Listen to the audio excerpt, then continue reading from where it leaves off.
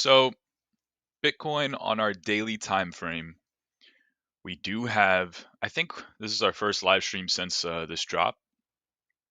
So we do have a break in what we said was previously a bullish market structure. So this is the way that I saw it, but if you saw it differently, oh, gotta mute your mic, whoever that was that just joined. You can mute your mic for me. Thank you. This is the way that I saw it. If you saw it differently, that's fine.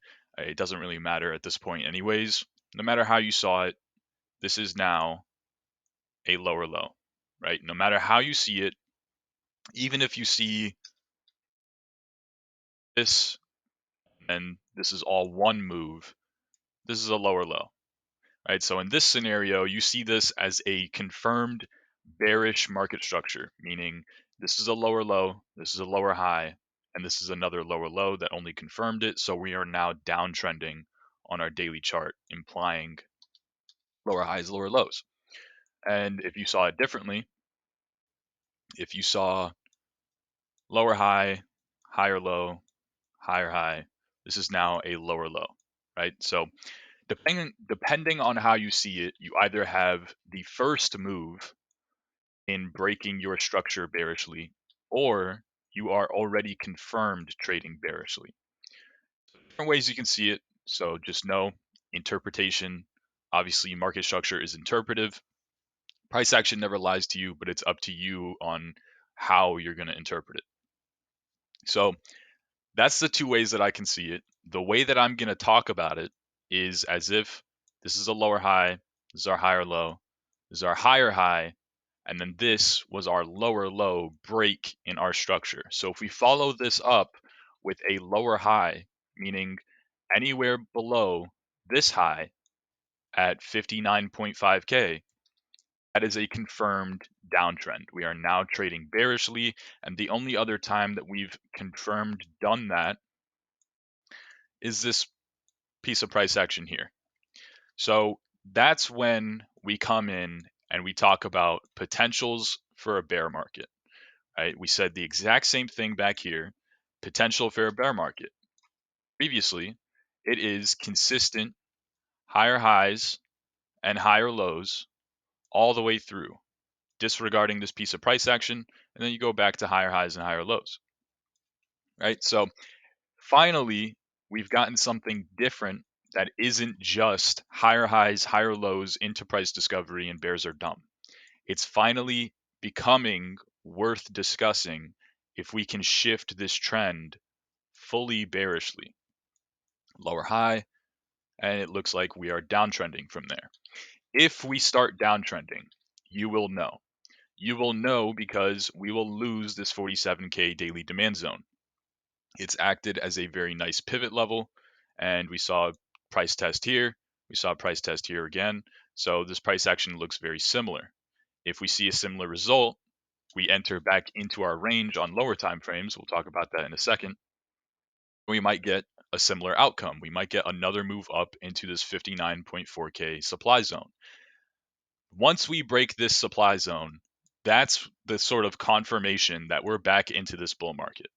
We are back into higher highs, higher lows. Bears are dumb. Look for crazy, stupid high fib targets 4.236, 6.85, all the way up at 118K, so on and so forth. Until that happens, there's really not a strong argument because once you kind of zoom out and look at this as a whole, this piece of price action as a whole, it's really just a range. It's just a range in between 47K to about 59K. And it's just price action in between. Yes, you get moves above, just like you get some moves below as well. It's kind of just a range. So it is sideways. And don't underestimate how long the sideways can last. Sideways can last as sideways for many months. This is a 2-month range from about start to finish. It can go on and on and on. It can continue chopping for the rest of however long it takes for you to exit the market and consider crypto dead, right? Don't fall for that. It is a range. 47K is a buy, 59K is a sell. It will continue to be that until either one breaks. We break 47K. Seems very likely that we head down to this 40K untested daily demand. We also have our 200 daily moving averages as confluence with that idea. So if we come down into that region, that's probably the next support level that we're keeping our eyes on. For the upside potential, our 4-hour market structure is still bearish. It is still trading in lower highs and lower lows. This is a higher low. You still need a higher high, higher than this high, right? So probably not going to get that. You need probably a lower high to be put in first and then another higher low, and then you can start uptrending from there. You'll have a confirmed 4-hour bullish market structure. As for 4-hour upside potential, we talked about it in multiple market updates. Once you reclaim this 50.6K daily supply zone, similar to how you did here, the upside potential is you could come up and bearish retest this 52.4K supply, right? Nice little 3% move. It seems very probable that that will happen as long as this daily demand zone holds as support. If we fall back below it once again, 47K is more probable, right? So at the moment, 52K, 52.4K, that supply zone that was previously very strong support is now in target. It is now in sight. It's not unfathomable to think that we might head up and bearish retest that region.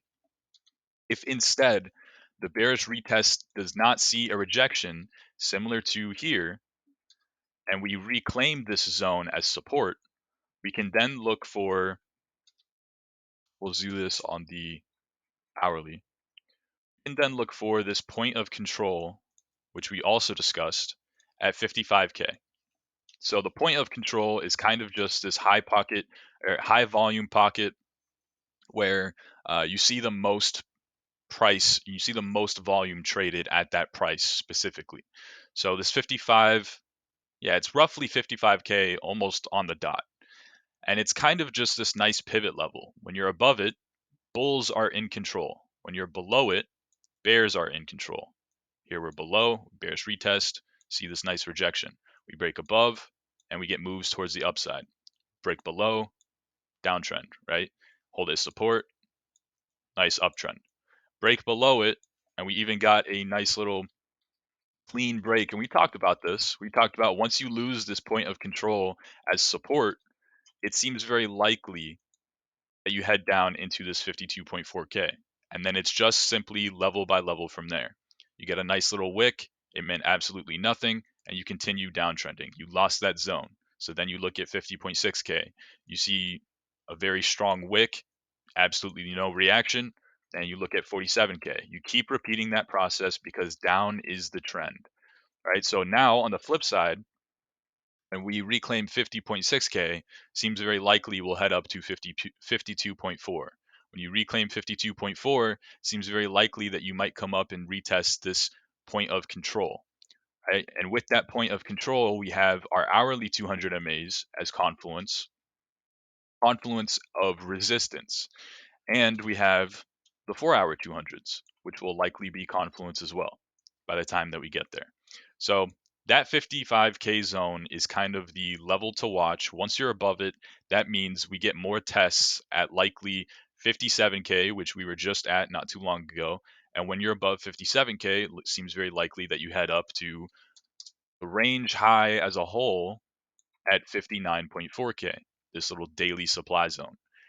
Then the fun starts from here. Once you reclaim that 59.4K, that's sort of the confirmation that we're back into this bull market. Right? So level by level, and that's really all you can do. That's all I can really say for Bitcoin. All right. So we will move on. Whoever just joined, please mute your mic. I don't want to have to server mute you if I don't need to.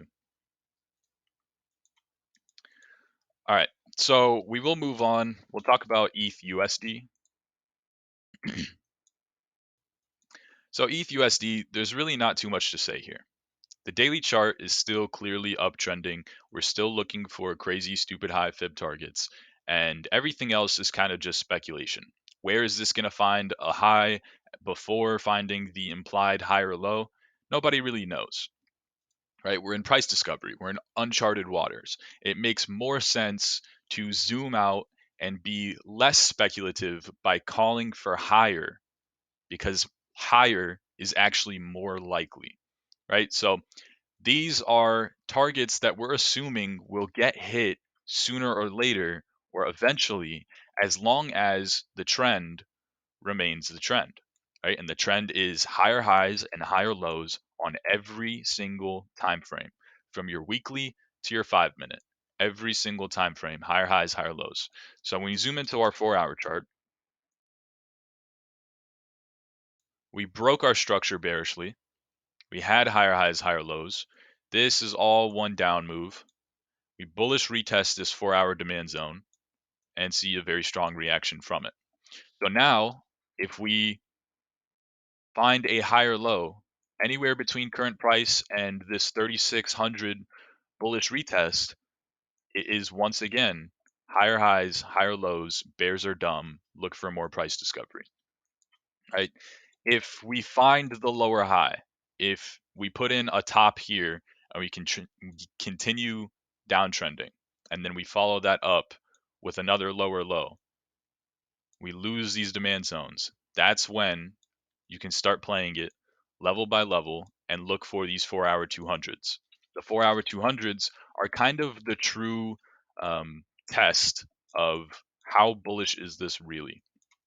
As long as we're above them, there's not really any valid arguments for why ETH USD would be entering some sort of bear market. There's really not too strong of an argument, considering the fact that they've consistently acted as this local bottom before more price discovery for the past 8 months or so. And when we're below it, we see them get used as local tops as well. So, not really a strong bear argument macro for ETH USD until you lose these 4 hour 200s. And as long as you're still holding demand zones, right? Bullish retesting zones, finding bullish market structures, finding breakouts, all of those sort of things, there's nothing even saying that you'll come down to test these 4 hour 200s. So this is a very strong chart. This is exactly what strength looks like.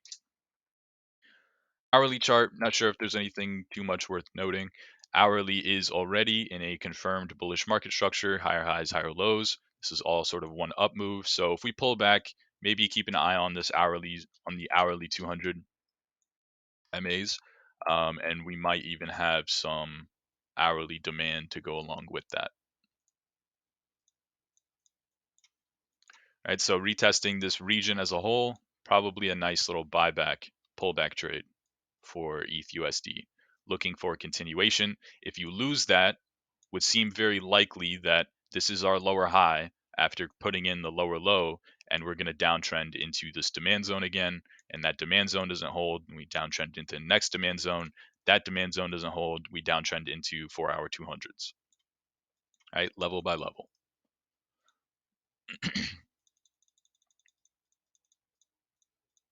All right.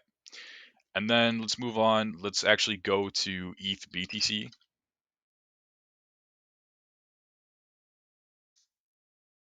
And you're going to hear me say it again, level by level. We're remaining less speculative on something that is very obviously bullish on all time frames. It is simply level by level, but on this example, we're not using level by level in terms of price discovery.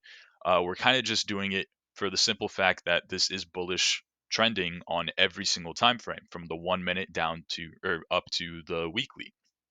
Right, so it's simply level by level, but it's on the weekly time frame. So you reclaimed this weekly level. We said we're looking for 0.054, right? Everyone thinks we're crazy.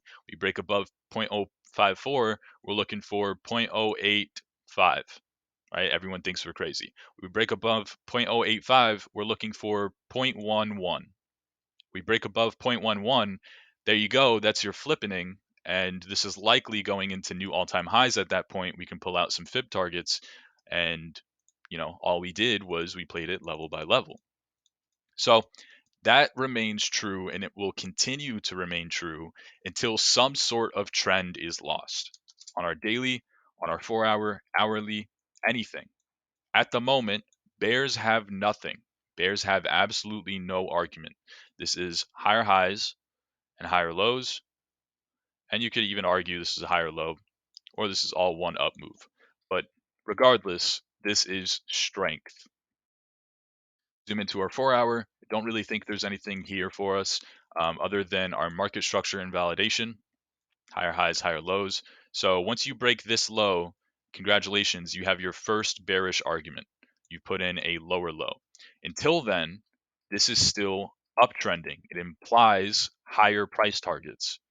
Whether we pull back and this is a local top or not, whether we reject the weekly zone or not, unless you break some sort of trend or structure or key level, this is still implying higher highs and higher lows over and over and over again. So the trend for me, the one that I'm watching, are these hourly 200 MAs. We haven't seen them tested in so long. That's because this has really started to ramp up.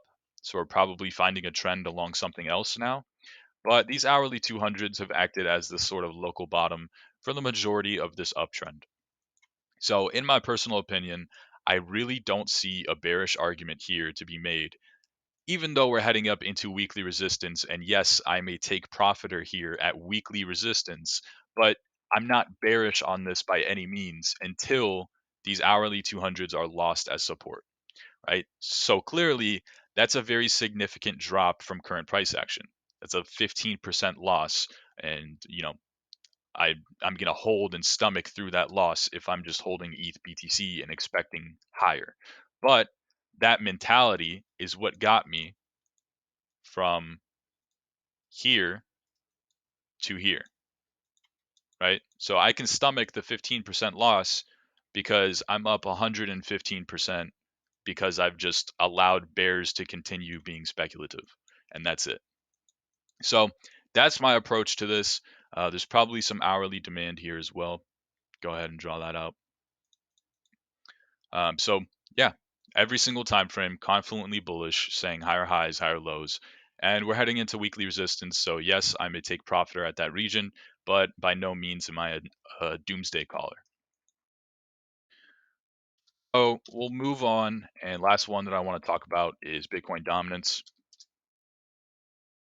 and this is very much the same story, level by level here once again, and all it was once we lose 60 points because we know that this is downtrending lower highs, lower lows on every single time frame, and we're below 200 daily moving averages. We're consistently breaking down below supports. Once we break 60 points, we're looking for 57.50. Once we break that, we're looking for 52. Once we break 52, we're looking for 49.65. Once we break 49.65, we're looking for 44. We broke 44, now we're looking for 40, and once we break 40, we're anticipating new all-time lows. Anticipating, because down is the trend, right? Down is the trend, and every single time you lose one of these speculative regions where you're potentially looking for strength to show up, you just simply move your hold on, I need you guys to mute your mics. I'm sorry. I can't focus. I'm muting you. It's no offense, no hate against you, but I can't focus. All right. So it's just you're consistently losing these regions. You know that the trend is likely to remain the trend. You're not here to be a doomsday caller. You want to benefit if dominance goes into these new all-time lows, right? That's why you're not really seeing JC touch that long-term holds portfolio too much. He's kind of just letting it play out for as long as it wants to play out. And in the meantime, if strength is shown, then we can adjust, right? Or if we need to scrape some profit off at these speculative regions where we're looking for potential support, potential strength to eventually come in, then we can do that. But for the time being, hourly 200 MAs have consistently acted as this local top.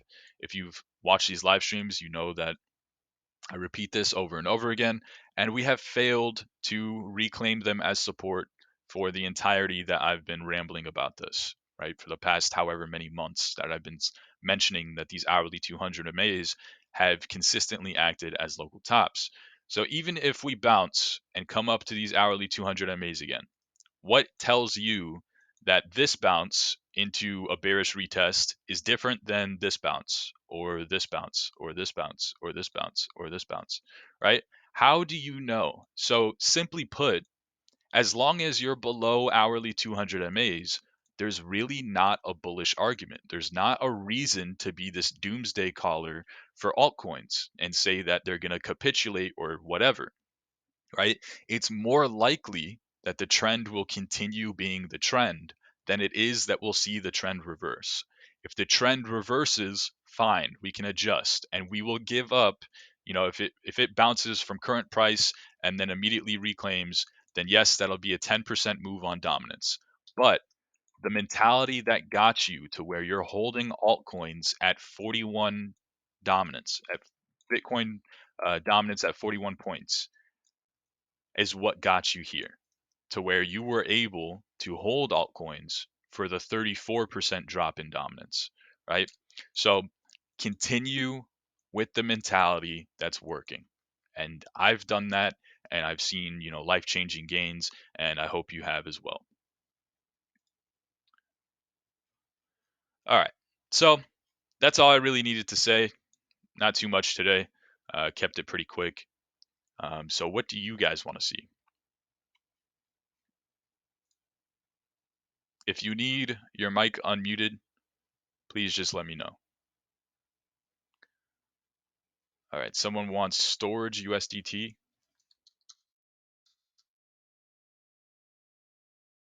I don't mind if you guys unmute your mics um, and come talk to me, but just not while I'm rambling because it gets distracting.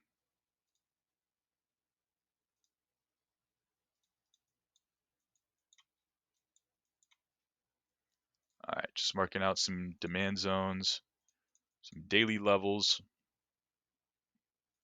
That's about all I can see. We might have to zoom in. So the daily, I'm not really sure what the trend is here. It was previously very strongly downtrending, and we were uptrending, higher highs, higher lows. Now this is a break in our structure. This is a lower low. So we tested the demand zone in the form of a lower low. Flo, can you mute your mic for me?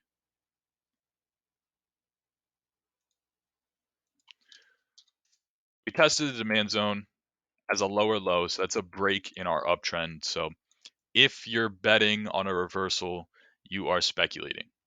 You are taking the less likely scenario, considering that we are losing trend, we are downtrending on the 4-hour. Yes, this zone was a nice buy because it is daily demand, right?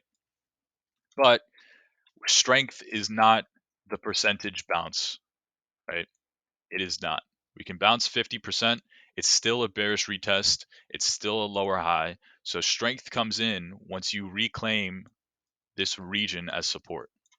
Once you do that, then it seems very likely that you'll head up to the next level. Your next level is $2.66. So from there, you have another highly probable 25% gain.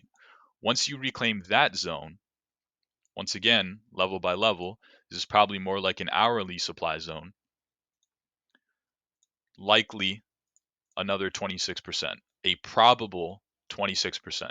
Once you reclaim that zone, it's higher highs, higher lows, bears are dumb, price discovery.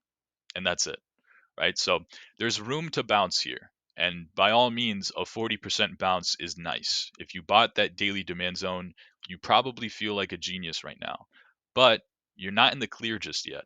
There's still a very strong bearish argument. And then the bearish argument becomes very prevalent once you lose this zone of support. Because once you do that, you're looking at another potential drop down to 70 cents region. So that is sort of your invalidation. You buy this daily demand zone and you can keep buying it over and over and over again. But just know once we lose it, once we start closing daily candles below it, once we start trending on the 4 hour below it, another 45% drop is really not too much to ask.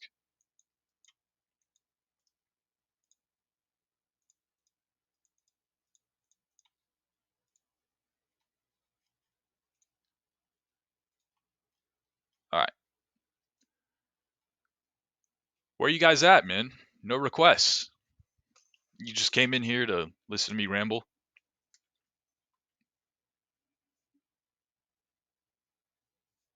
Zill ETH? Is that what you said? All right, yeah, sure. Hardly ever get ETH requests. But I mean, yeah, when ETH is uptrending, I guess it does make more sense to pair strength against ETH, right? All right, let's see. Got, let's just do daily demand here. There's probably another zone in this region somewhere. Just can't clearly see it. Very strong. This is probably more like a weekly zone. Yeah, weekly, and I would even call this a weekly zone as well. And then we can do, there's probably a daily zone here. Right, so go back to our daily and let's see how that looks. I think it looks good. We can kind of ignore the 200 daily moving averages. They don't get respected too well. And move down to our 4 hour chart. I want to say there's like a pivot level somewhere around here. Maybe just a little bit lower.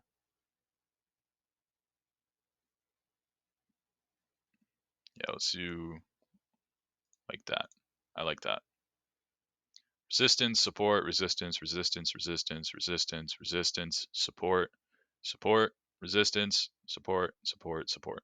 So this does not look very good, considering you just lost that pivot level.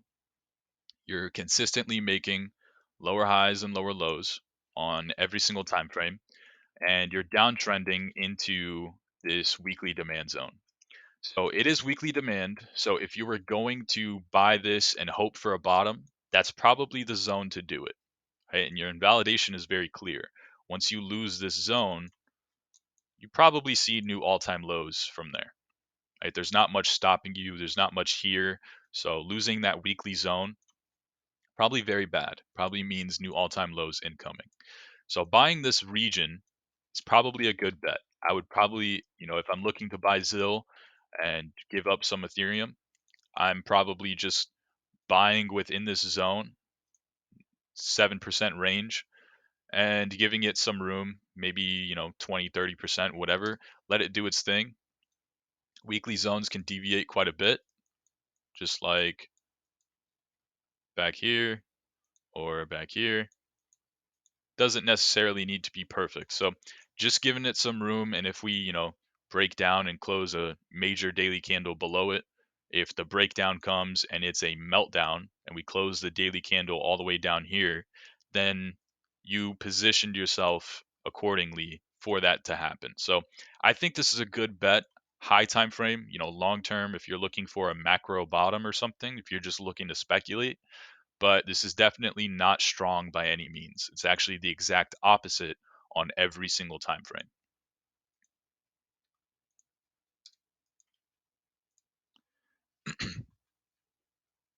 Yep. All right. USDT or BTC? All right. All right. EOS looks very good high time frame. So similar to how we just said, there's not too much there for the weekly on ZIL/ETH. There's really not too much here for EOS either. If we pull out our fixed range volume, I'm sure it'll agree with that. There's not too much volume that was traded here, right? So what's the use in uh, trying to find supply within this region it's probably futile, right? There's probably no reason to do so. All the volume was traded down here, which means we're essentially breaking into price discovery. And what do we know about something that breaks into price discovery? That's when we pull out that mentality, bears are dumb, higher highs, higher lows, yada yada, right? That whole saying that belongs on a t-shirt and I don't have one yet, that's exactly what applies here. So not only are we breaking into these all-time highs, but we also bullish retested this key zone that has held us down multiple times as high time frame tops. We break down below this region, retest it a couple times on our daily, and see this meltdown, bear market, right? Retest it on the way up, and bear market follows from there too.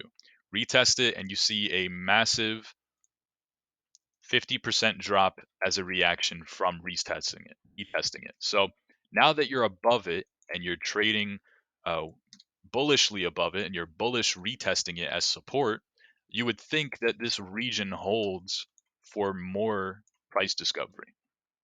Because, like we said, there's not much resistance anywhere in this region. So you are essentially higher highs, higher lows into fib targets. So I know JC is in this. I actually got stopped out on my trade if you were here for a couple live streams ago. But I mean, by all means, this looks great. 4 hours still holding a bullish market structure. This is kind of all just one down move, and it's still a higher low. So higher high, higher low. Looks like continuation likely.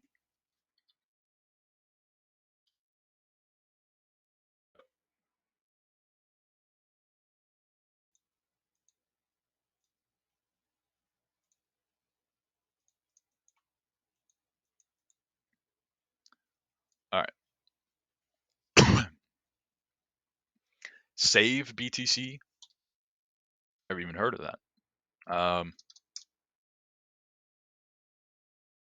Oh, okay, okay, gotcha.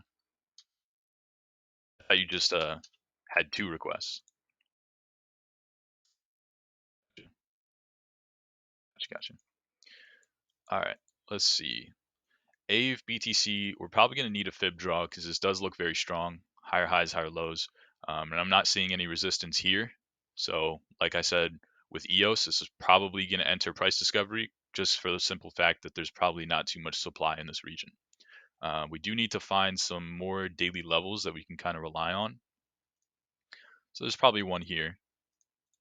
Right? I think that's safe. Um, we'll zoom in. We'll see for sure. But higher highs, higher lows on our daily.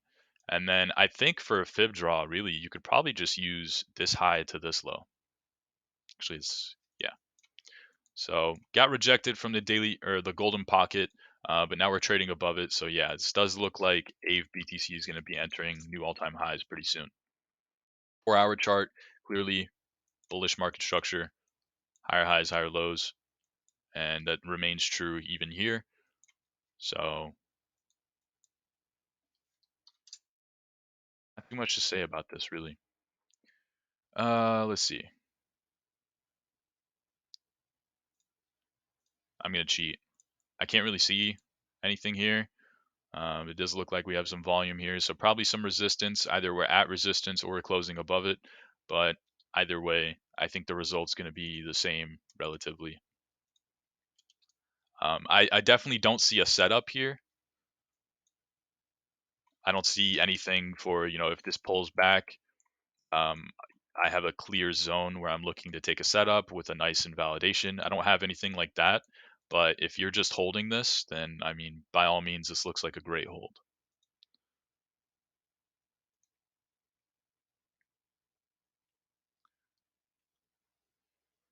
No worries.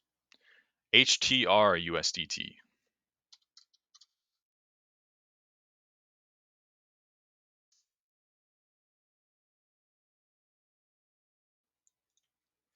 All right.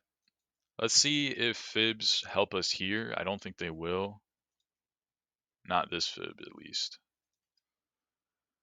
Let's see. 3.618, 4.236, 6.85, sort of respected, and nearly came up to 11.09. Let's try this fib.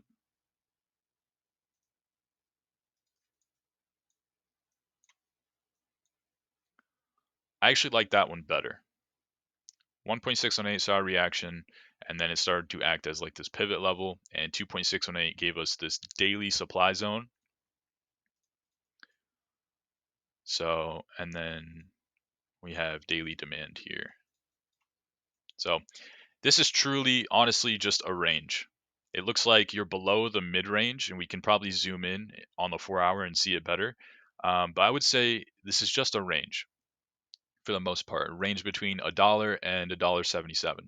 So anywhere in between that range, and then we'll zoom in and say that, let's see, I thought it would be cleaner. It's really not that clean. It is kind of just like that zone. It's not clean by any means, but the 4 hour 200s do get respected. And this, if I had to guess, we pull out, if we cheat again, I know I'm cheating a lot this stream, but if we cheat again, okay, that actually, yeah, that makes more sense. So it's like higher up. All right, let's see.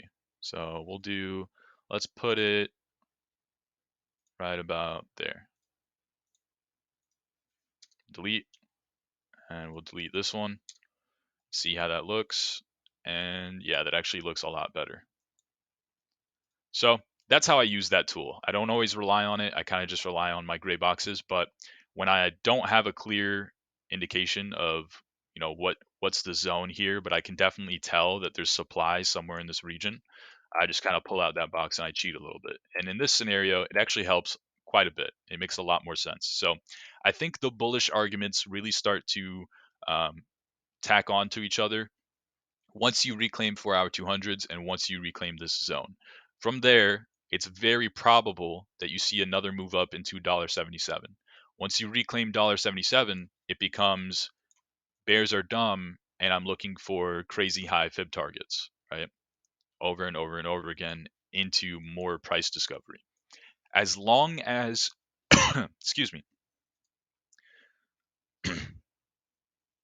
oh God, as long as you're still below the 4 hour 200s and you're consistently making lower highs and lower lows, yes, it's a nice bounce after bullish retesting a key daily demand zone, but it's still a lower high. It's still well within the terms of the downtrend.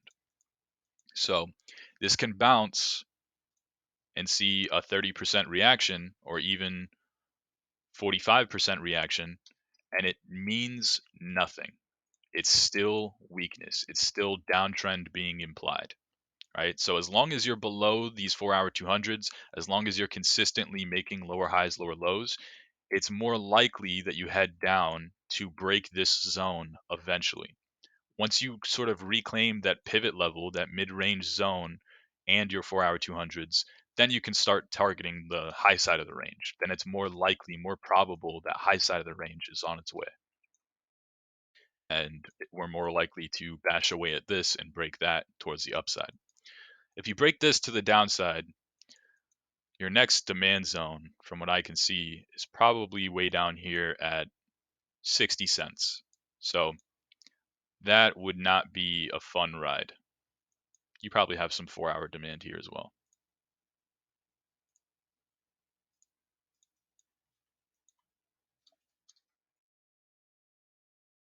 Right? So just sort of a range for the most part. Uni slash ETH. Sure.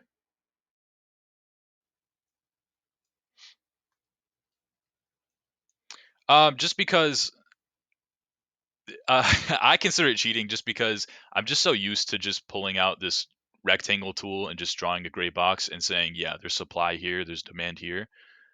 So I don't always, I'll be honest with you, it's not part of my routine. Like when I go to a chart, I pull out the gray boxes. That's my routine. I don't pull out this fixed range volume. That's not part of my routine. So to me, it's cheating. To you, if this is part of your routine and you use this frequently and you rely on it, then by all means, it's perfectly fine.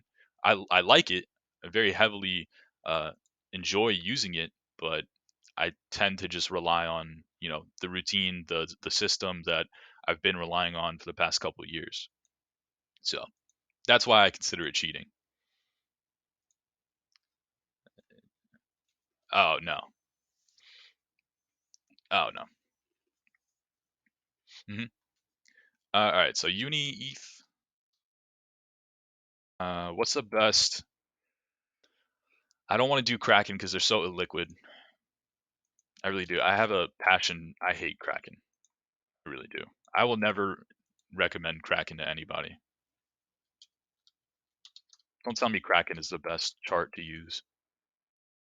Let's use HUOB. Usually when you see a like very illiquid wick and it's like an 80% wick that didn't happen on any other exchange, it's usually Kraken that it happened on. Like 9 out of 10 times. All right, so I think there's a daily demand zone here. I think that's a pretty nice level, and I'm really not seeing too much else. There's probably daily supply within this little region, and then we probably have to zoom in for anything further. So this is actually uptrending now. So I think this is a nice invalidation in the sense that it's not great. It's definitely not pretty, but you're testing this daily demand zone and you already have this confirmed higher highs, higher lows, bullish market structure, right? So what's the harm in betting on the potential move upwards? Because the potential move upwards is you bounce from this region, you head on to bearish retest this region, 38% move, right? That is possible. It is not out of the question by any means. So if you have this nice invalidation where your invalidation is simply once you break this structure bearishly, once you create a lower low and follow up with a lower high, or if you just cross below this low, you lost this demand zone entirely, and then what do you fall down to? Then what are you looking for? What's here for us? Probably not too much. There might be a demand zone here. So you're looking at you take a bet on this. You already have a low time frame uptrend. And if you fall below that and you lose your little low time frame uptrend that you just worked so hard to create, because previously this was a very strong downtrend, right? Lower highs, lower lows. Now you have little tiny uptrend at major demand. So losing that is a very clear invalidation that this is likely going lower. All right, so I don't think this is a setup that I would take. I don't like these reversal trades, but by all means, there's potential here. There's potential just for the simple fact that the invalidation is clear and the reward might be worth it for you.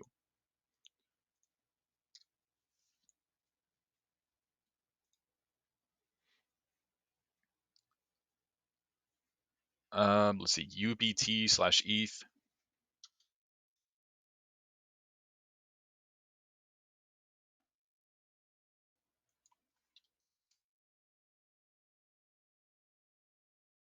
All right, I'll be honest with you. We'll make this one quick. This is downtrending into new all-time lows. I don't touch this. Like, there's nothing here for me at all.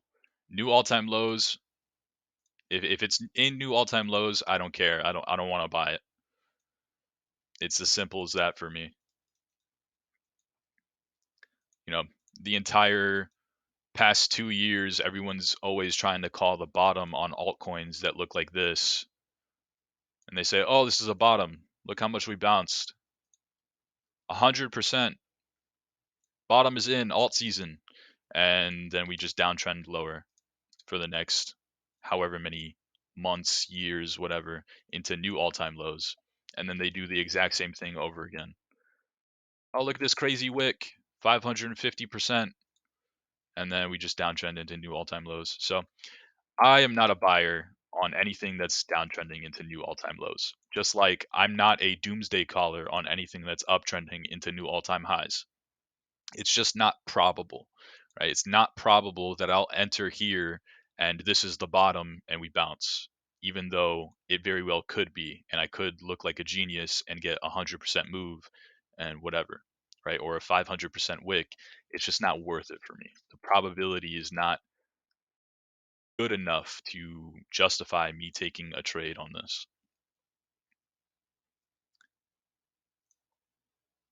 1-inch USDT. Do this. Here we go.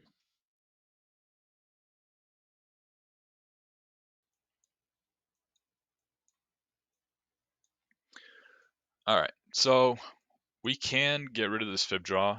We can come back to it in a second, but kind of just want to focus on the levels here because they're pretty clean, right? So level, level, level, and then we can even focus on this level just a bit. But 4 levels worth noting on the daily time frame for 1-inch, and it's very obvious and clean that these levels get respected. So simply put, bullish retesting this level, if you lose it, you probably head down to $4.30. If you bounce from it, you probably head up to $6.18 and get another bearish retest there. Every time you break up above this $6.18 daily supply zone, it seems very likely that you'll head up into price discovery. It seems very likely that 1-inch bears will look very dumb. And in that scenario, I'm targeting these fib targets over and over and over again until it stops working and we lose some sort of trend. At the moment, the trend on the daily time frame is actually still intact. This is a high, this is a higher low, this is a high, and this is still a higher low. So it's still intact. So reclaiming that zone is probably the highest likelihood of a bet on upside before price discovery, right? And the second best was, well, buying the zone outright the first time. We lose that, you cut that trade, take your loss on the chin, and then buy the next daily demand zone. Maybe we lose that too. Next daily demand zone, right? So just looking for lower and lower and lower, but at the moment, this is still perfectly within the terms of an uptrend. We can zoom in on the 4-hour too and look at if there's anything here for us. And not too much. The 4-hour 200s do get respected, but it's not perfect, right? It's not pretty by any means. So this could be some sort of like bottom, just as it was, you come up, you reclaim your 4-hour 200s on this time, and it was a bottom. So they do get respected. Sometimes when we have this crazy volatile sell-offs, you see them tend to not get respected. So it's kind of weird, kind of choppy, but this has very strong potential to start uptrending from here. I think just like we said on the daily, that's sort of the light bulb that goes off that says, all right, this is likely going into new all-time highs from here. And I'm sure you can find setups because truthfully, your target is the moon, right? We're not being too speculative. We're just kind of buying and we're going to sit on our hands until trends are lost and target fib targets along the way. And that works quite nicely with our hourly as well. These hourly 200s get pretty well respected too. This is the only exception to that. And so reclaiming those as well is nice confluence with the idea that we had initially. So that's good to see. So until then, it's probably just chop. This level is a sell. This level is a buy. Whichever way it breaks probably determines the next move.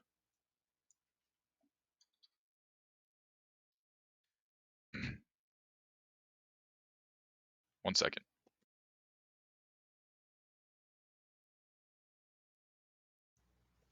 All right.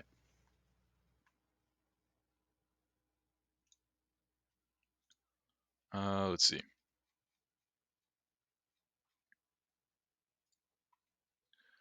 We got IOTA USDT.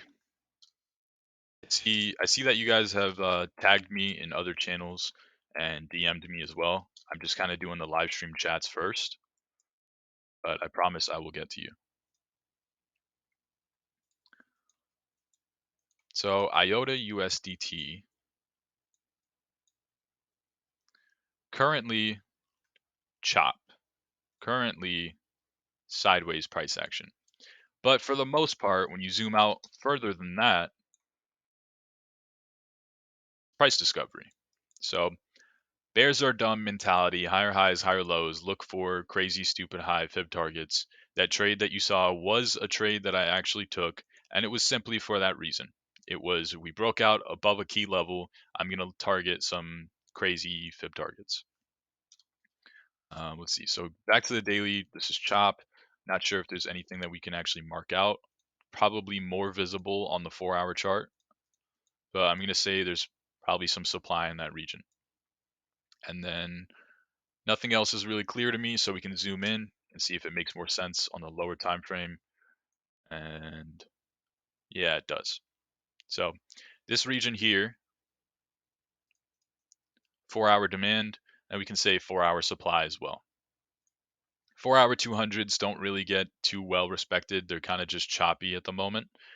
So simply it is 4-hour demand zone at 185-ish, probably sees 225. You break 225, you're in new all-time highs. You're targeting 6.85 fibs. You're targeting more price discovery. Once you break below this zone and close 4-hour candles below it, which you could not do on the recent sell-off, right? You failed to close candles below it, got nice deep wicks, but it's still a bullish retest of this region. So if you lose this region, then it means you're probably seeing a bigger sell-off similar to this, potentially down into this $1.45 demand zone. So pretty similar to what was the other coin that we just took a look at, where if you break this region here, probably seeing new all-time highs. If you break this demand, you're probably seeing another, what is this, 30% drop, 20%.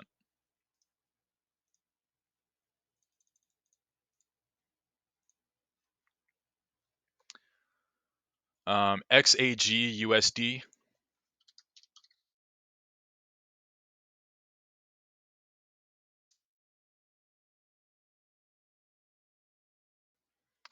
All right. So let's actually zoom out to the weekly here because we can draw weekly zones on silver, right? And actually, this looks not too bad. Hold on. Let's delete this and draw weekly zone across the board. I think that's all we really need.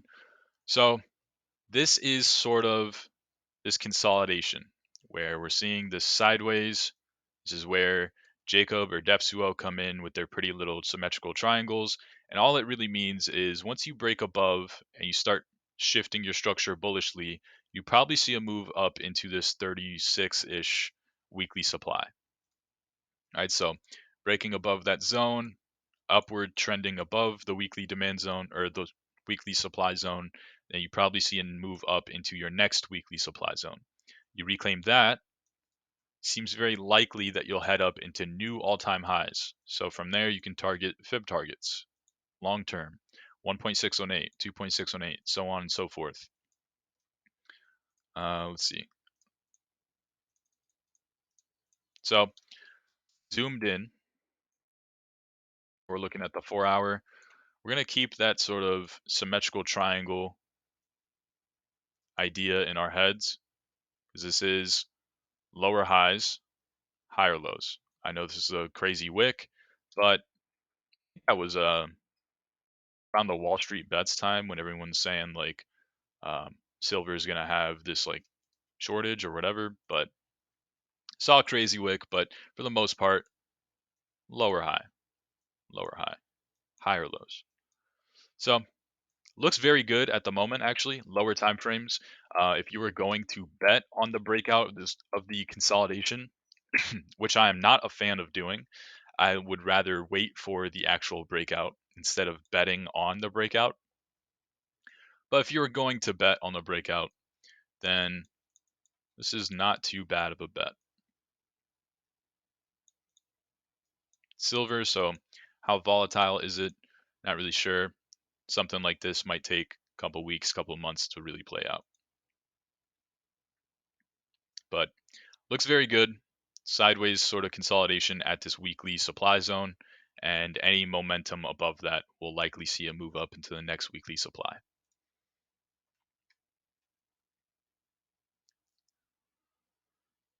Let's see. When you're looking at charts to see where the support and retest zone is, do you suggest using 4-hour or it has to be on the daily chart? Please give me an entry on YFI USDT. All right, let's look at YFI USDT. And to answer your question, it's whatever the price action is trading based off of, right? So if it's a daily zone, then you're going to draw it on the daily. If it's a weekly zone, you're going to draw it on the weekly. If it's a 4-hour zone, you're going to draw it on the 4-hour. It's sort of just a matter of determining what time frame are we attributing this to. So this, in my opinion, is a daily zone, because every time we see daily candles get tapped, right, that's where we see the reaction. We can see it on the daily chart physically. We can see come down, tap, come up, tap. So if we can only see that on the 4-hour, then it's a 4-hour zone. If we can only see that on the 5-minute, then it's only a 5-minute zone. So the higher the time frame that we can actually physically see the reactions, right, probably the more notable that the zone is, the more weight that it has. As for an entry zone on Wi-Fi USD, not sure if I'm going to be able to find one for you, Sam. I'm very sorry, but this is extremely parabolic at the moment. This is higher highs, higher lows. This was our previous higher low, all the way down at 37K. So all I know is that we need a higher low somewhere in between current price and 37K. So we could drop anywhere 50% and still be consistently uptrending on the daily time frame. So that's very good if you're already positioned in this. If you're not, it's going to be probably pretty difficult to find an entry because it's gone vertical, right? It's gone straight up. So to me, this is a 4-hour zone. We can see on the 4-hour chart, zone gets tapped, zone gets tapped, zone gets tapped. 3 reactions, all very strong reactions each time. Nearly tested it as support here. That would have been the ideal entry. But after bouncing, after sort of front running and then bouncing from that region, we're still heading into potential price discovery, right? There's still higher highs, higher lows. Bears look very dumb. You kind of have to zoom in very far to find any sort of entry. I personally am not comfortable doing this when I'm looking for setups. And this is only the hourly. I'm still comfortable on the hourly. So the hourly chart, had we pulled back into the hourly 200s, that would have been a nice buy. They've gotten tested very well, held up as this local bottom multiple times. So that's probably why this zone got front rans, because we tested our hourly 200s, which have consistently acted as a local bottom. So if we do so again, anticipate a similar result, right? It makes sense to keep anticipating the same result over and over and over again until you get a different result. So hourly 200s are really the only pullback that I can see that I would be comfortable longing. If instead you're not okay with waiting for a potential breakdown, 20% drawdown on Wi-Fi again, and you want in right now, that's when you have to zoom in. That's when I start to not feel comfortable.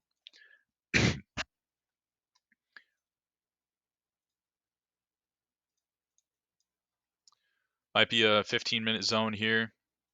So we can see multiple taps on the 15-minute, got respected. Now that we're trading above it, you're looking for this zone to act as support, and any confluence that you can have along with that whatever this is trending along, it might even be like a 1 minute 200 or something. Whatever that's trending along, you want that as confluence with this region if you're looking to continue the trend upwards and get in sooner rather than the 20% pullback that would be ideal. So if you're looking to get in, it's not 3 minute, I'm sorry, it's not 5 minute, it's not even 3 minute, it's literally 1 minute. Every time 1 minute 200 MAs get tapped, they act as a local bottom, and they have done so for the past 20% move upwards. So if you're comfortable with entering somewhere like here and using 1 minute 200s and 15-minute demand zone and betting on that, then by all means, this is probably your entry. I personally am not, and I would rather sit on my hands and miss the move upwards and potentially wait for that move down into the hourly 200s again. And if it never happens, I miss out on this trade entirely, right? I have no Wi-Fi exposure. I'm going to sit back and complain that I didn't get my pullback and cry about it. And that's it. That's all I can really say about that. So different people have different ways of trading. Personally, I know what I'm good at. I know what I'm not good at. I know what makes me emotional. I know what I'm very comfortable with. So that's how I trade. Poles USD. Never heard of this one either. Let's see. Huobi is probably the best one again. We're already on the daily. All right, so this is a downtrend. Lower highs, lower lows. You can argue that this might be a higher low, but I mean, you could have said the same thing, here. It meant nothing. For the most part, this is a downtrending coin. So if we have something that goes against that, if we can see some sort of strength or level to reclaim, we might have a very clean invalidation. 4-hour 200s do not seem to be too bad. They get respected pretty well to some degree. So held up very nicely the local bottoms. Now that we're below them, we saw them act as local tops to some degree. That's another deviation that probably would have left you pretty upset. It looked like more uptrend was coming. Looked like that's the flip, and the bottom was potentially in. Sorry, excuse me. And then you manage to break the uptrend, lose the 4-hour 200s, lose the demand zone, form a lower high, lose that as well, and here you are downtrending, lower highs, lower lows. So your higher time frame is saying downtrend, your 4-hour is saying downtrend, you're below the 4-hour 200s, and you're below this sort of pivot level on the 4-hour zone as well. Support, support, support, resistance, resistance, support, resistance. So not very many bullish arguments here unless you reclaim that zone. And take that with a grain of salt because I would have told you the exact same thing back here. Exact same thing. Right? Would have given you the exact same analysis. It meant nothing. We broke down. Here we are downtrending again. So that's where strength comes in. Just like here, I would have called this strength as well. And it meant absolutely nothing. So that's the only time really when I would be willing to take a bet on this, and everything else looks very unappealing to me. On the hourly, you even have this zone as well. So it's another little 4-hour zone. You flip that, you probably head up to this hourly zone, you flip that, and you might see a very big move upwards.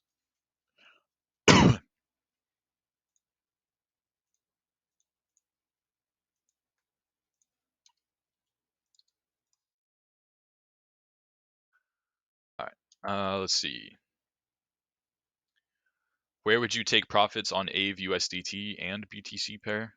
All right, let's take a look. I know we did BTC. I don't know if we talked about fib targets though. So the USDT pair is pretty clear to me where I would take profits. It's just these fib targets. So we are breaking into new all-time highs. We broke above this daily supply zone. Bears look very dumb right now. higher highs, higher lows, price discovery on every single time frame, confidently bullish, every single time frame, all agreeing and saying that up is the trend, up is more likely. So I'm looking for 1.618, 767, 2.618, 1060, 3.618, so on and so forth. Take a mental screenshot of this or an actual screenshot. But these are my targets. I will continue to target those until trend is lost. So what is the trend here? It's possible we might see it be the 4-hour 200s. Previously, this is all chop, so they got very disrespected, kind of just trading above, below, and in between them. But once we sort of got some momentum going, tested this zone, that's what held as the local bottom before the breakout upwards. So that's sort of my invalidation, and along with that is my 4-hour market structure. My 4-hour market structure breaks bearishly. This is still higher highs, higher lows. If that breaks bearishly, we form lower high, and then lower low. Then I can say, all right, we might lose this zone. If we lose the zone, that's when I call it quits. That's when I stop targeting the crazy, stupid high fib targets. Until then, it's more likely that these get hit eventually, as long as the trend remains the trend. Yeah, I can't see what the trend is, but it looks like 30-minute 200s or hourly 100s, however you want to think about it. Once you lose those, that's kind of your invalidation. And that kind of agrees with what we said, right? Lose this zone, you probably break your 4-hour structure and you lose your hourly 100s or your 30-minute 200s, the way that I see it. And you've lost your trend. That's the bearish argument. That's what makes you stop targeting these crazy, stupid fibs, right? And then we can do the same thing for BTC pair. The BTC pair not quite in price discovery yet, but it's a similar story, right? This is essentially price discovery. That's what we said. There's not much resistance here anywhere in this region, so I would just target these fibs. And then maybe we can find a trend for this. Maybe not. It seems very parabolic. So might be 15-minute 200s.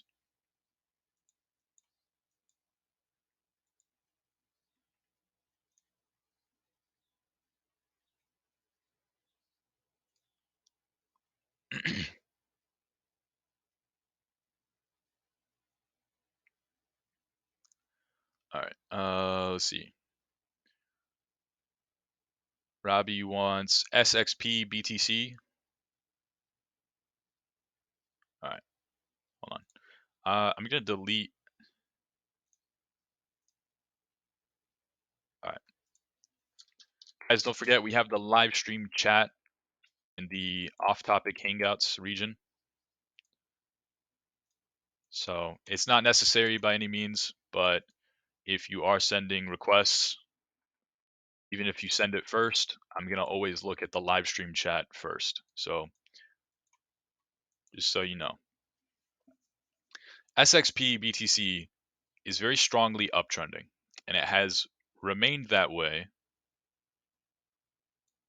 for all of this price action. Very strongly uptrending into resistance. So that's the key there. We're not just back testing resistance and bearish retesting it. We are uptrending into resistance. So previously, it's a very key daily supply level.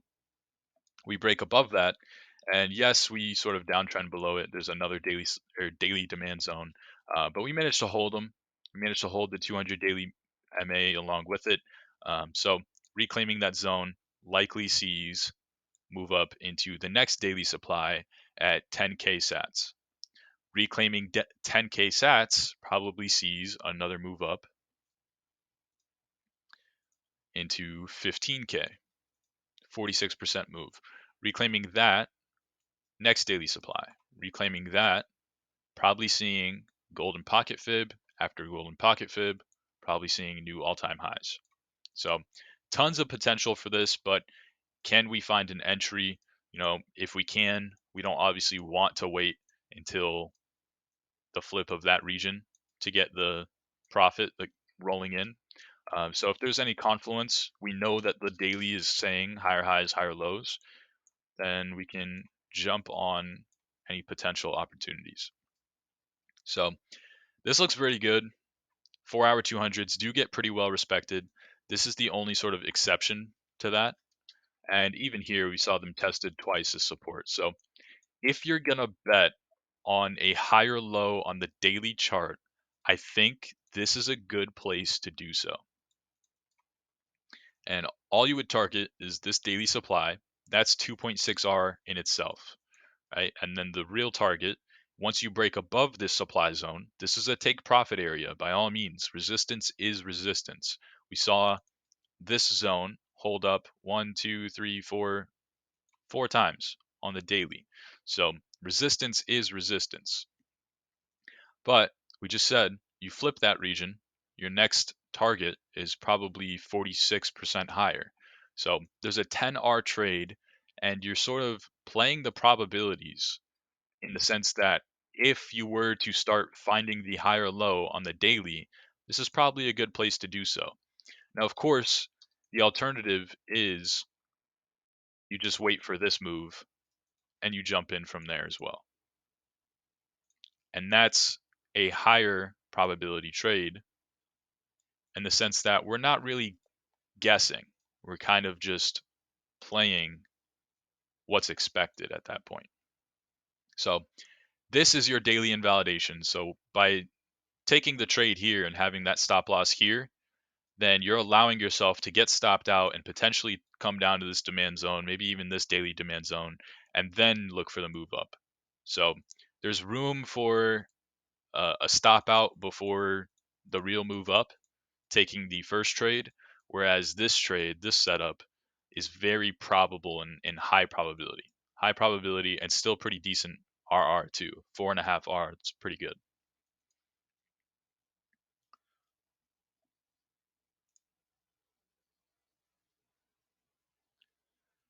And then DIA BTC,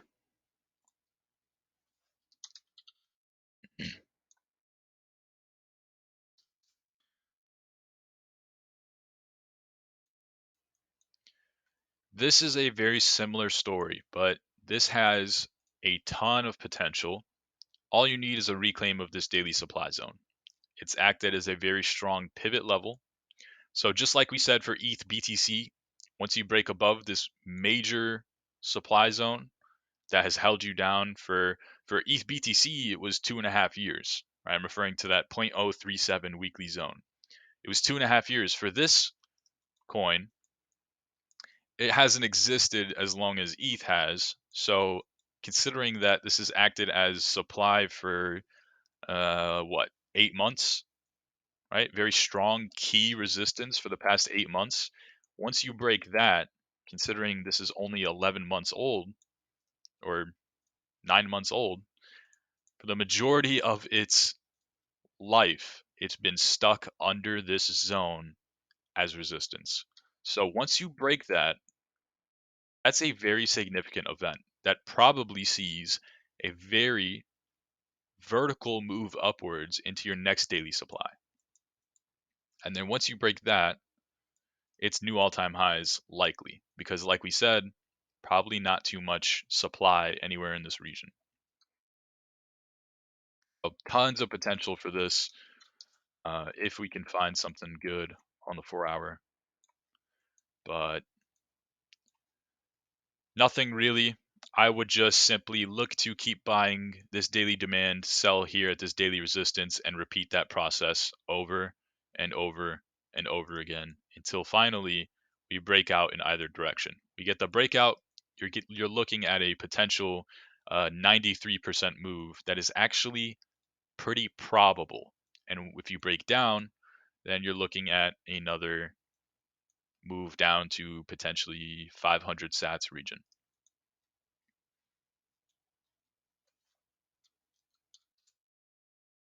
and the hourly is kind of just chop, right? Because all we're doing is testing the ranges over and over and over again.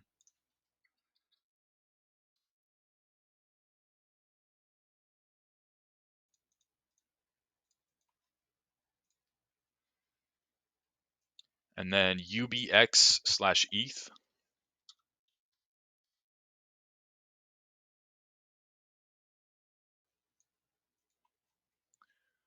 Not sure what all this is. Can't really see it.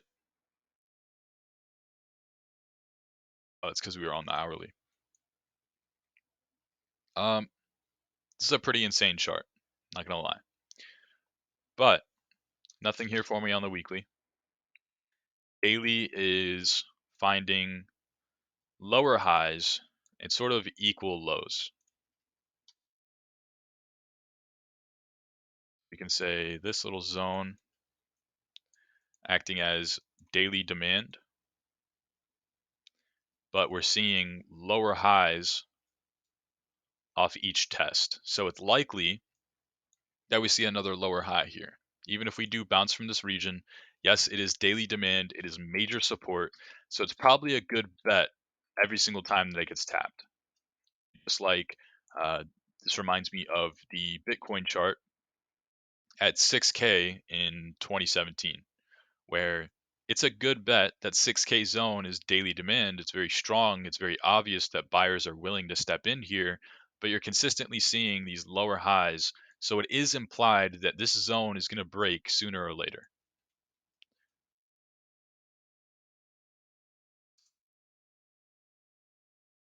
And then 4-hour chart, not too much to say here.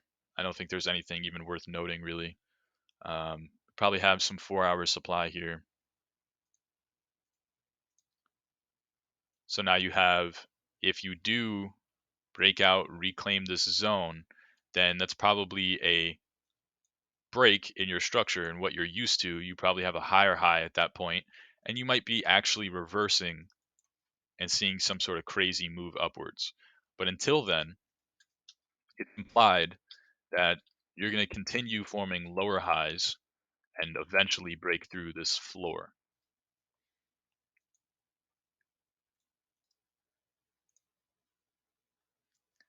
And then H bar USDT.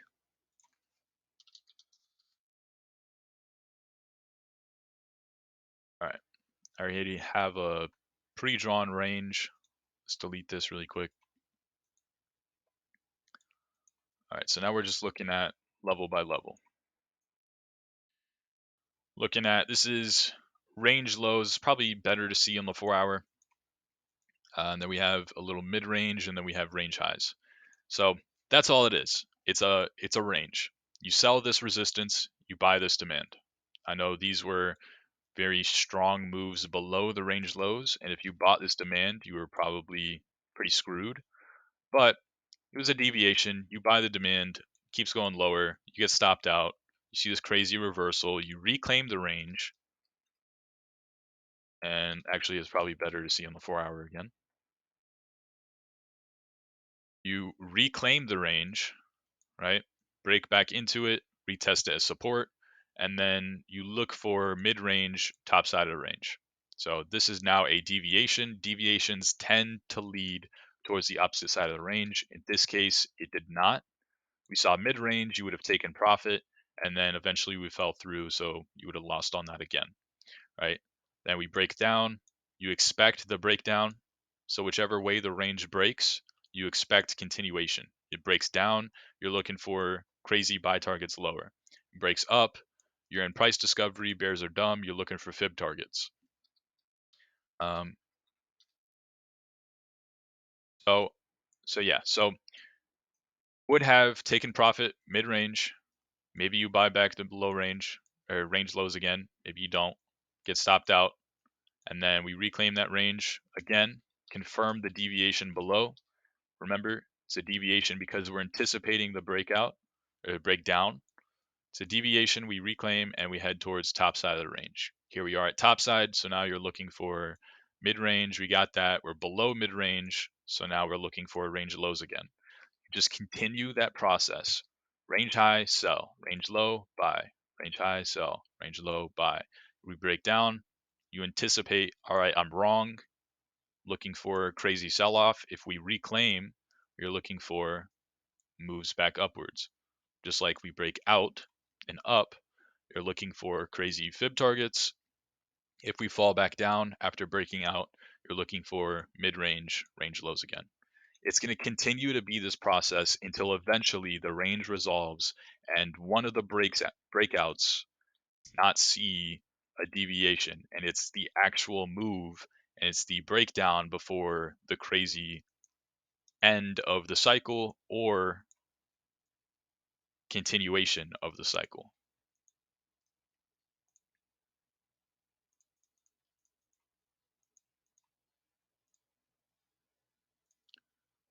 All right.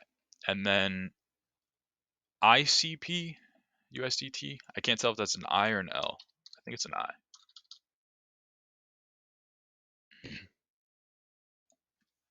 Yeah.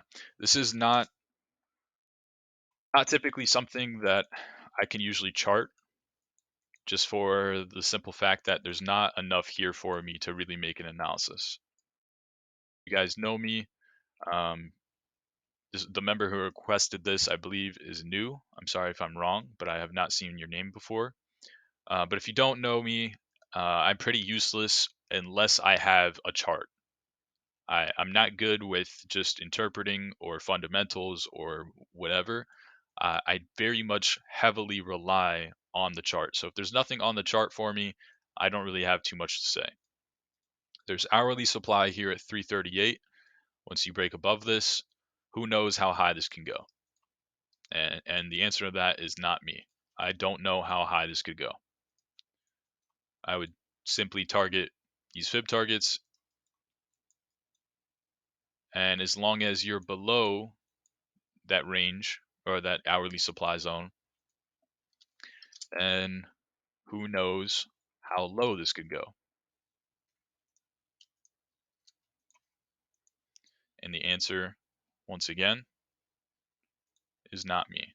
You have a little demand zone here at 280. So below this, similar to the range that we just set on H bar, below 335, you're probably looking for 280. And then once you're at 280, you're probably looking for 335. This is sell, this is buy. You repeat that process until one side breaks. Eventually, it will break. And whatever breaks probably determines the next move. You break up, you might want to draw that fib that we just had and look for fib targets, because the potential is this is relatively new, so no one really knows how high this can go. You don't want to be too speculative. You kind of just want to let it do its thing, look for price discovery on fib targets, things like that, and just kind of ride the wave. If instead we lose the support that we've been holding multiple times prior, then you probably don't want to be in this at all whatsoever, because there's no support here. There's nothing stopping you from seeing new all-time lows, and then who knows how low this could actually go, right? That's the way that I would trade this relatively new coin. And it's not even relative, it's very new. May 11th.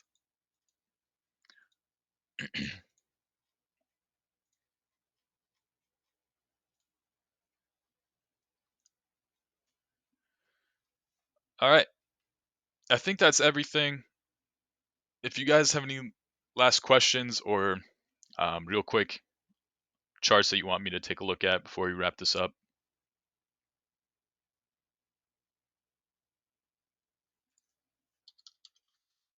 All right. Well, I think we probably had a similar setup, since I already have this pre-drawn. This is probably drawn from one of our previous live streams, because I did not take a trade on this. So this looks clean. Tested a daily level, probably a 4-hour level, but tested that level. So I would just look for daily supply and fib targets, right? And you can really just extend this, take profit as far as you want, because who knows how high it could go considering it's been price discovery. So why did we take this trade? I'm not sure. Let's zoom in. Or why did we have this as a setup from our previous live stream? So it looks like all it was 4-hour demand along with 4-hour 200 MAs. And that's it. I would have bought this zone and probably laddered in at these 4-hour 200s and maybe bought this zone as well. That way you have an average entry of 58 cents. And yeah.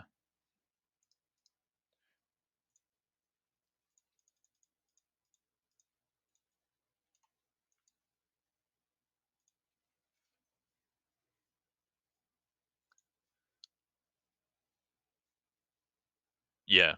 Um, where was his setup? Can you tell me? Can I take a look at it? Oh, I see it actually. Yeah, so I mean, okay, so his take profit was 79.30. Yeah, so he's just front running this supply zone. That's it.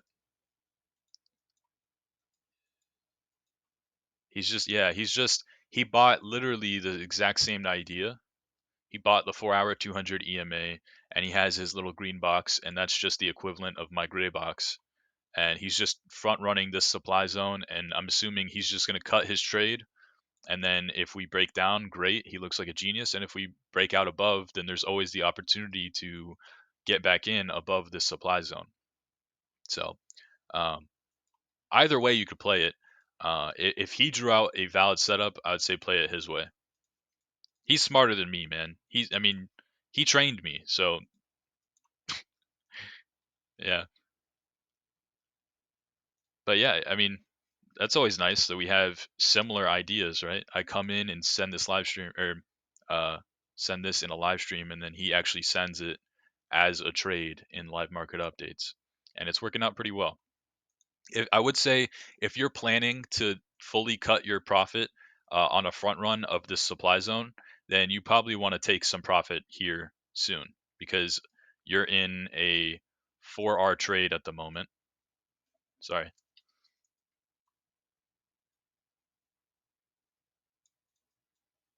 Right? So it's similar to this. So you're in like a 4R trade. You're up like 2 or 3R at the moment. So you definitely don't want to see that go to waste. And then this pulls back down to your entry or down to this demand zone again.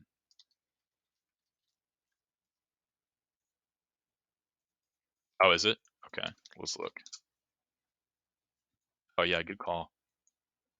Yeah, it looks like we might even have some hourly supply in this region as well.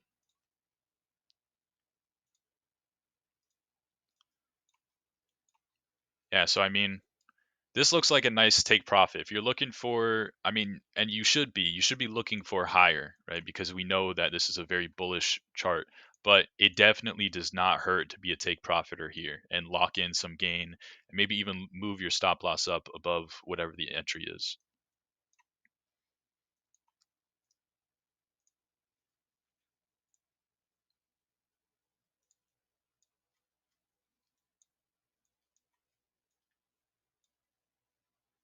Hmm.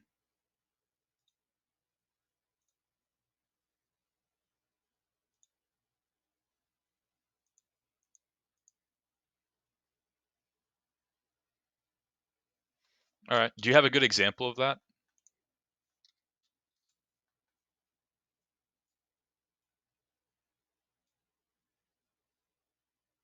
Oh, okay.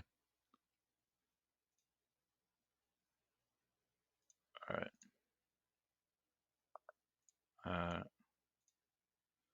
21 and then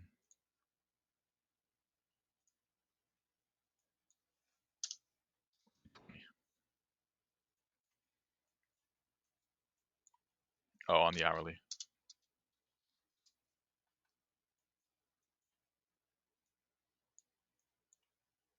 Okay, so you're saying like when it really starts trending, then they start using these as like the little midterm trend on the way down to the higher time frame or the bigger MAs. I see what Is this like what you're referring to? Like these little taps where it just consistently it's coming up, it gets rejected consistently. Is that what you mean?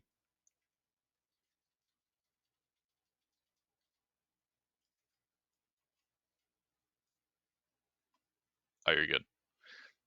Yeah. So that's perfectly fine, man. I'm always like TA is an art style, right? So whatever you see, perfect. The way that I justify it is I'm willing to bet that I can find something similar that looks exactly like the 21 and 20, um, but just zooming down on the time frame. So like the 15-minute is almost there, and then the 5 minute is kind of like a mix in between, right? So we went from using 15 minutes 200s to now we're using 5 minute 200s. And for me, for my brain, the way that I don't know, just the way that my brain works, it's easier for me to kind of break it down time frame by time frame than it is to have multiple different MAs on the chart. So that's literally the only reason that I don't like use that kind of stuff. It's just because just the way that my brain works, it's just cleaner for me to think about it this way. But you see how it's like kind of the same result. It's not as clean. I mean, your 21 EMA and your 21 MA are cleaner because they are consistent. They're consistently like the top the entire trend downwards. But it's pretty similar result. So that's just the way that like my brain breaks it down. But I mean, by all means, um, it's an art form, right? So it's always what you see is going to be different than what I see. What you use is going to be different than what I use, and I'm here for that. The problem becomes when people fall in love with the art instead of actually making money. The problem becomes when you start pulling out all of these MAs, and then you got your fib targets, you got fibs everywhere, and you got trend lines everywhere, and now it's just like, what are you trading, right? Like you can't see anything. So that's where the problem comes in. So as long as you're finding something that you can actually trade and rely on, then by all means, go for it.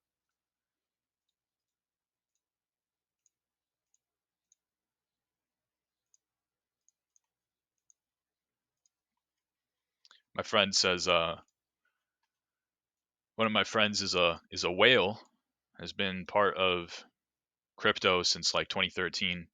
Um, just the definition of a whale. And he trades crypto, but he does not use TA.